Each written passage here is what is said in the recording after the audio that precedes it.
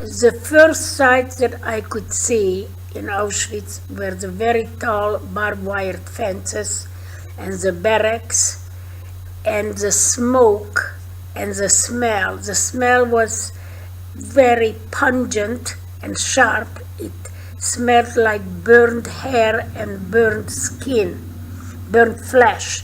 And I remember that smell because when we lived home, we used to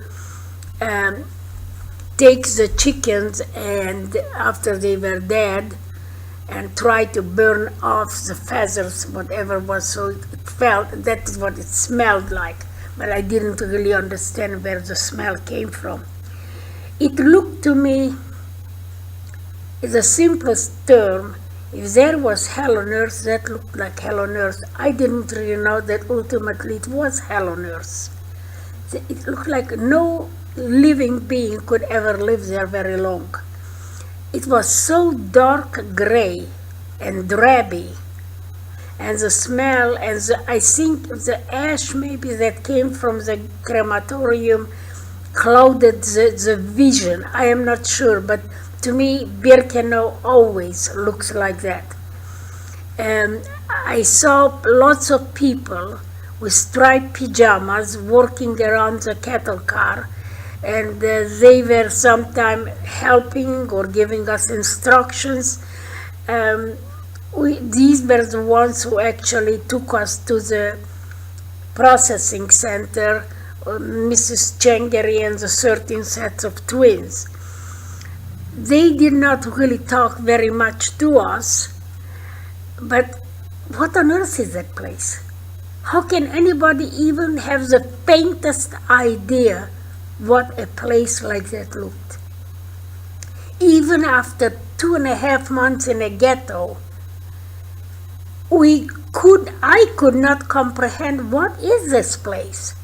And of course, by nighttime, as the twins who were in the barrack, they've been there longer than we were, they were very eager to share with us what this place was.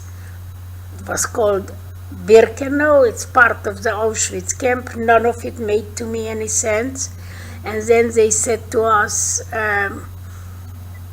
did you notice the big chimneys? Well, we noticed chimneys. They said, probably your parents are burning right now.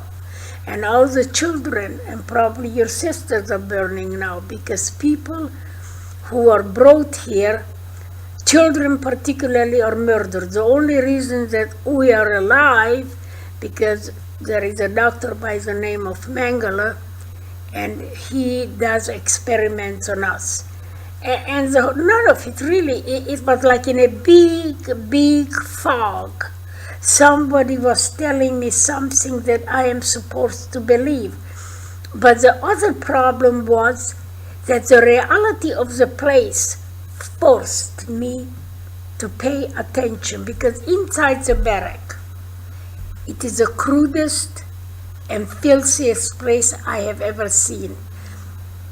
The bunk beds, the barrack is divided in two by a brick bench. On each side of the brick bench is a walkway, and then the 3-story high bunk beds. The place was filthy and crude and smelled horribly. I couldn't figure out what that smell was. We were given a bunk bed on the bottom, and we have been in the cattle car almost 4 days, and we have not slept really or stretched out in 4.5 days. And so we thought maybe we could sleep. The other thing that I need to add, that as soon as we arrived there, it was evening by the time we arrived, and everybody rushed to the front of the barrack where they were distributing the evening meal, which was a very, very dark piece of bread and a brownish liquid they called coffee, where Miriam and I have had nothing to eat or drink in 4 days. And we said we couldn't eat that food. It wasn't kosher, and kosher is food prepared according to very strict Jewish religious laws. And we offered it to 2 girls who grabbed it in a hurry, because I have to understand it for myself. I arrived in Auschwitz as a very religious little girl. My father's little religious girl never would have tried to violate any of the strict religious kosher laws. And so as I rebuilt my memories, I realized when all that changed. As Miriam, going back to the Miriam and I couldn't fall asleep, I noticed on the floor something very big and dark moving, and I counted them. These were the biggest mice I have ever seen. And I began screaming, mice, when a girl from the top bunk bed said, these are not mice, they are rats. So now we couldn't even try to go back to sleep. We went to the latrine. And as we entered the place, there were the corpses of 3 children. Their eyes were open, and their bodies were shriveled, and they were naked.